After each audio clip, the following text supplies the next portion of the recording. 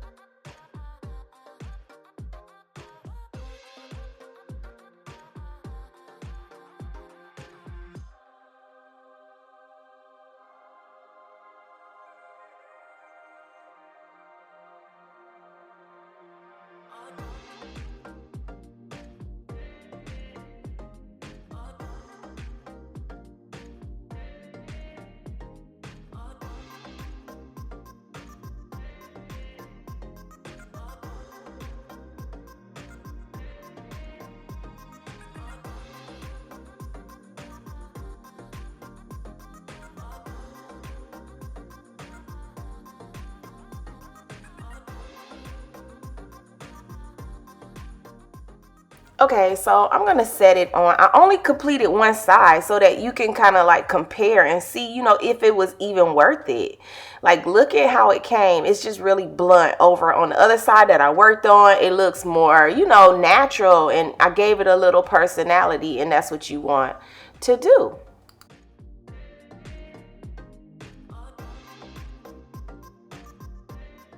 Okay, so off camera, I went ahead and completed both sides. They don't have to be like exactly the same, guys. Like, nobody hairline is like the same all the way across. So that's what makes it look even more natural. So now I'm gonna get ready for my styling and my application. Okay, so I'm going to razor it a little bit. I'm only going to razor it, you know, pretty much around the face. And I may add a few layers. I'm pulling both hairs from both sides so that I can make sure that I start that area off, you know, the same on both sides. And then I'll just go down, angle it at a 45 and just, you know, trim it just a little. You can use any kind of razor comb or razor that you want to use, whatever you're comfortable with.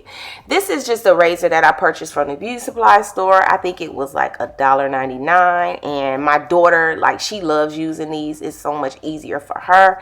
So I do try to keep, you know, every type of razor around so that, you know, she's very versatile using whatever she gets her hands on.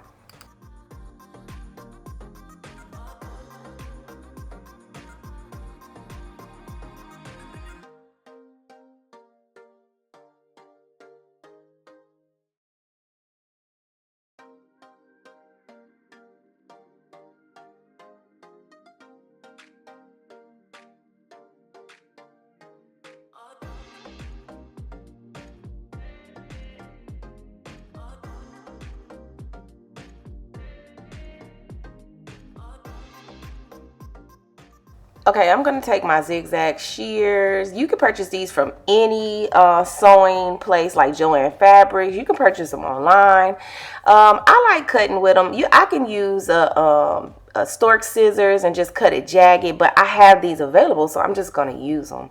It's totally up to you. I really don't like to cut it straight across. I feel like when you cut it straight across, it looks more noticeable, no matter what type of lace that you're using. So it's totally up to you. You could try different ways to see what you like.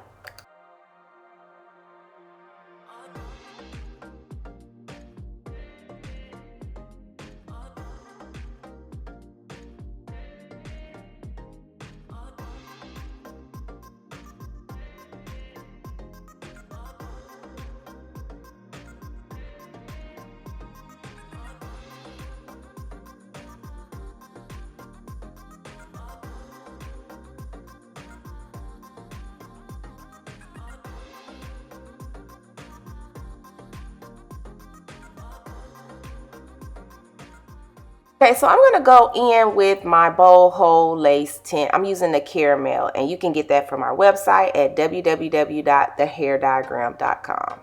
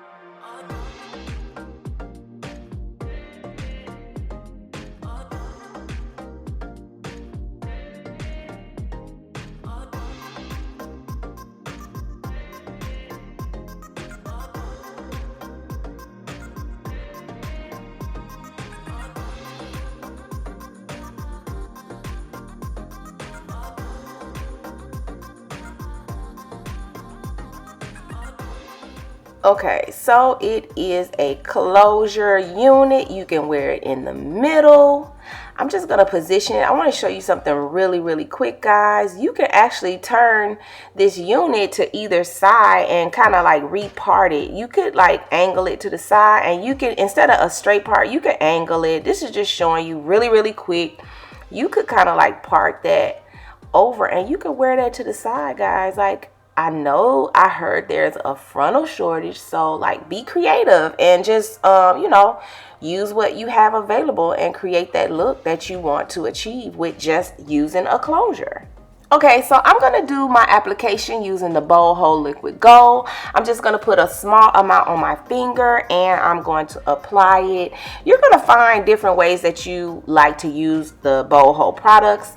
You know, you can either use the liquid gold, you can use the jelly. It's just sometimes it's going to be a preference as to which, you know, works better, or they can be used different ways. And I'll add a video in here so that you can see that as well. Right here, I'm just drying it with the dryer just a little bit. Don't dry it completely, guys, because you still want it to, you know, have that hold. I want to finish the drying after I lay the lace down.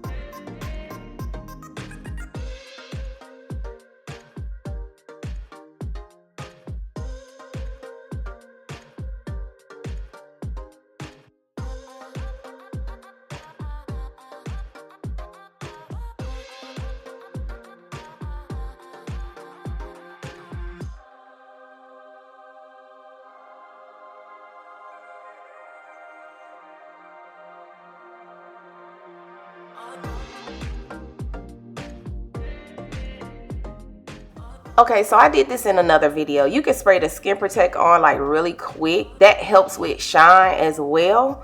So, you know, once you dry that in there, it'll dry right back up, guys. It will not lift. Just, you know, have your dryer handy, spray it, then dry it on warm air.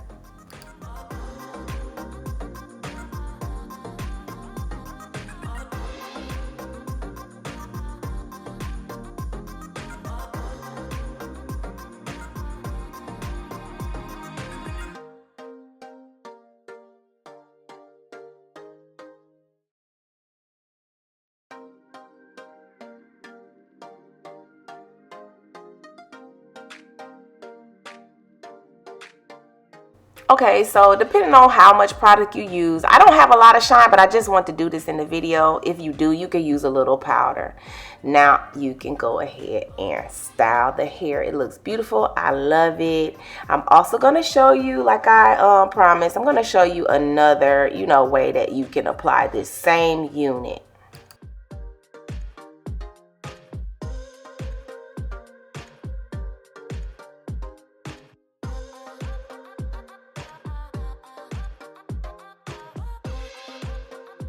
Okay, so this was actually like the next day. I'm going to show you how I'm going to use, you know, both of these products. On one side, I'm going to do the liquid gold. The other side, I did the lace jelly.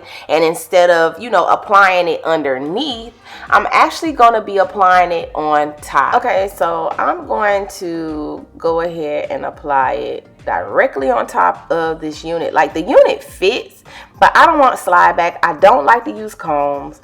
So I'm just going to go ahead. I'm taking the lace jelly. I'm applying it on one side, and I'm going to comb it down using my Boldhold brush and comb. And this is really quick. It doesn't take long. Like, I know some people may feel like I don't want a hard look. Like, you can kind of comb this out after it dries. It's totally up to you. I'm just showing you two different ways to do it. You can just do whatever works for you. I'm going to take the liquid gold and go on top and do it on the other side. So you guys will, you know, try different techniques and see what works best for you.